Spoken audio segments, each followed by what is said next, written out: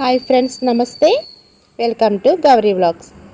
ఈరోజు మీకు స్పెషల్గా పాకం కజ్జికాయలని ఎలా చేయాలో చూపించబోతున్నానండి. ఈ పాకం కజ్జికాయలు అనేవి చాలా అంటే చాలా టేస్టీగా ఉంటాయి.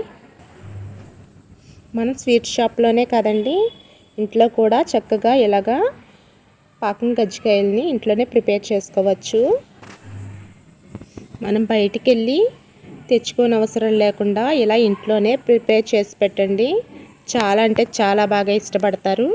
ఇప్పుడు ఈ పాకం కజ్జికాయల్ని ఎలా చేసుకోవాలో చూసేద్దాం. ఇలా ముందుగా ఒక ప్లేట్లోకి లేదా ఒక గిన్నెలోకి 1 కప్పు మైదా వరకు తీసుకోండి. ఈ 1 కప్పు మైదాలోకి కొంచెం సాల్ట్ని వేసుకోండి. ఇలా సాల్ట్ అనేది మనకి ఎక్కువగా పట్టదండి, ఎందుకంటే ఈ కజ్జికాయలు అనేవి పాకంలో వేసుకుంటాం కాబట్టి సాల్ట్ అనేది ఎక్కువగా అవసరం ఉండదు. ఇలా అలా కలుపుకున్న తర్వాత ఇలా వేడివేడిగా ఆయిల్ని కొంచెం పోసుకుని ఆ వేడి ఆయిల్ హీట్ తగ్గే లోపలనే ఇలాగా బాగా ప్రెస్ చేయండి. పిండి అనేది ఈ వీడియోలో చూపిస్తున్నట్టు ఇలా రావాలండి.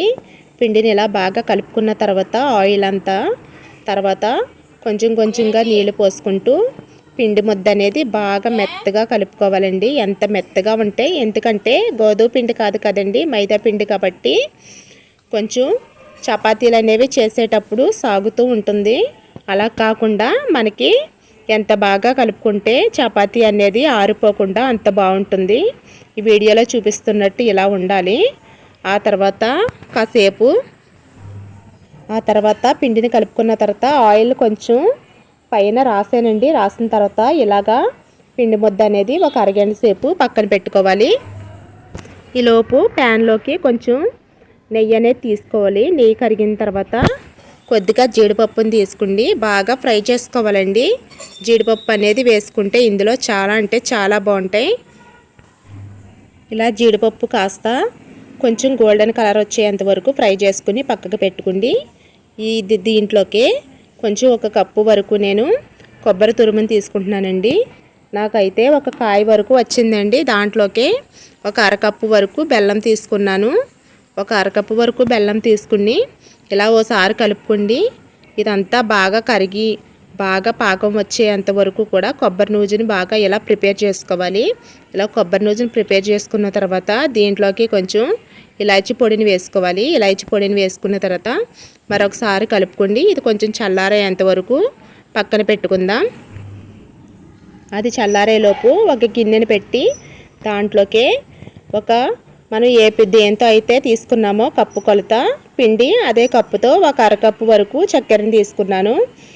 ఆ అరకప్పు వరకు మళ్ళీ నీళ్ళని తీసుకుని ఇలాగ పంచదార కరిగేంత వరకు బాగా కరగబెట్టుకుని ఇలాగ కొంచెం ఇలా బబుల్స్లా వస్తున్నాయి కదండి, కొంచెం ఇలా స్టిక్కీగా అవ్వేంత వరకు కూడా ఉంచుకోవాలి. ఇలా కొంచెం వండుకుంటే అంతవరకు ఉంచుకున్న తర్వాత ఇందులో కొంచెం ఇలాచీ పొడి అనేది వేసుకోండి, పక్కన పెట్టుకోవాలి.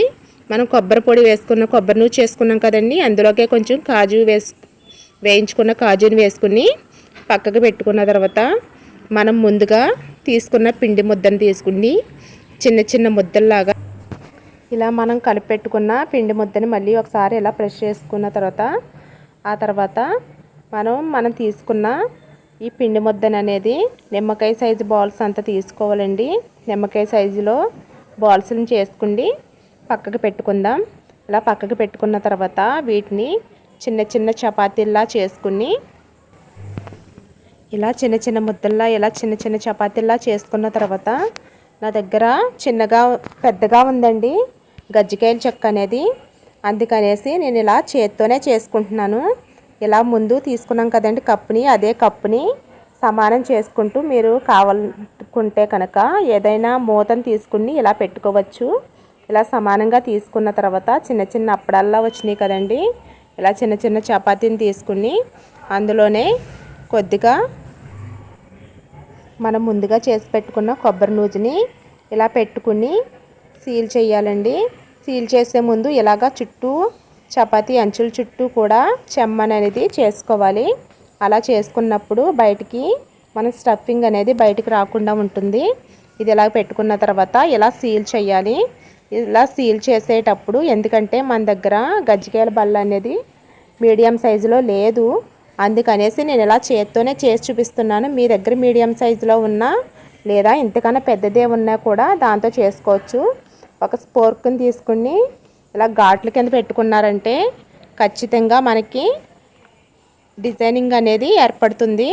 అలాగే మనం అన్ని గజ్జికాయలను కూడా ఇలాగే ప్రిపేర్ చేసుకోవాలి. ఇలా ప్రిపేర్ చేసుకున్న తర్వాత వీటిని తీసుకుని వేడిగా కాగుతున్న ఆయిల్లో వేసుకుని అటు ఇటు తిప్పుకుంటూ డీప్ ఫ్రై చేసుకోవాలండి. ఖచ్చితంగా ఇవి గోల్డెన్ కలర్ వచ్చేంత వరకు వేయించుకోవాలి. అలా వేయించుకున్న తర్వాత మనం ఎన్ని అయితే చేసుకుంటామో అన్నీ కూడా ఒక ప్లేట్లోకి తీసుకుని పక్కన పెట్టుకోవాలి. అలా పక్కన పెట్టుకున్న తర్వాతే మనం గజ్జికాయలన్నీ కూడా పాకంలో వేసుకోవడానికి రెడీ అవుతాయండి. అలాగే ఇవన్నీ తీసేసుకుంటున్నాం కదా, ఇవి 2, 3 వేసుకుని మనం పాకం పట్టుకున్నాం కదండి, ఆ పాకంలోకి 2, 3 వేసుకుని ఇటు అటు డిప్ చేసిన తర్వాత తీసేసుకోవచ్చు. అంతేకాకుండా మీకు ఇంకా ఓవర్ స్వీట్ కావాలంటే ఇంకా ఎక్కువగా పాకం పట్టుకుండి అందులోకి గులాబ్ జాములు పెట్టుకుంటాం కదండి, ఓవర్ నైట్ పెట్టుకుంటాం కదా, అలా చేసుకుని కూడా తీసుకోవచ్చు. ఈ వీడియో కనుక మీకు నచ్చినట్లయితే లైక్ చేయండి, షేర్ చేయండి, మన ఛానల్ని సబ్స్క్రైబ్ చేసుకోండి. మరిన్ని వీడియోస్ కోసం మన ఛానల్ని ఫాలో అవుతూ ఉండండి. Thank you for watching.